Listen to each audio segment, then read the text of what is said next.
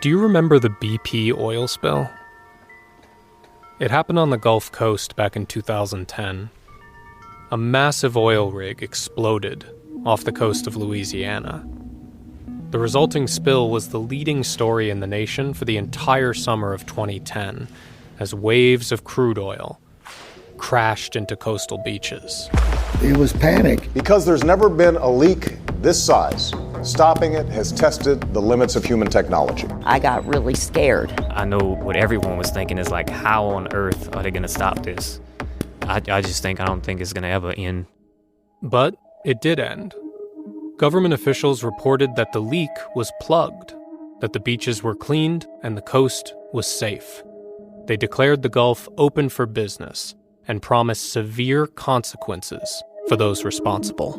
BP has agreed to plead guilty to all 14 criminal charges. The company has also agreed to pay $4 billion in fines and in penalties.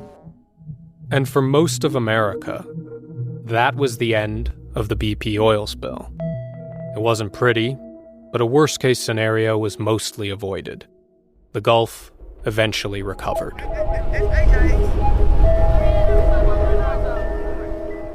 That's the story I remembered. But a couple years ago, I started wondering, how did the largest oil spill in American history get cleaned up in just a few months? So I drove to the Gulf Coast to talk to the people who lived through the oil spill. And if you ask a lot of people on the Gulf, they'll tell you a very different version of the BP oil spill story. There's dead fish, dead wildlife on my beach in front of my condo, and they're telling us that everything's great. I said, what? They weren't attending to the workers that they were engaging. They just left us. We were all lied to. They were sampling key chemicals that are known to be toxic to human health. That's when the dizzy spells started to get really intense, where I felt like I was going to faint and pass out. Blood was coming out of my nose. I had blood coming out of my ears.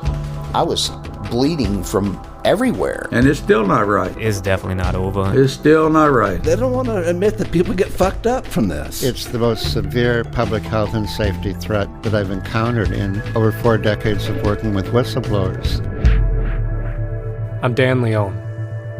From Western Sound and APM Studios comes a new series, investigating the stories that we were told were over. Ripple. Available January 11th, wherever you listen to podcasts.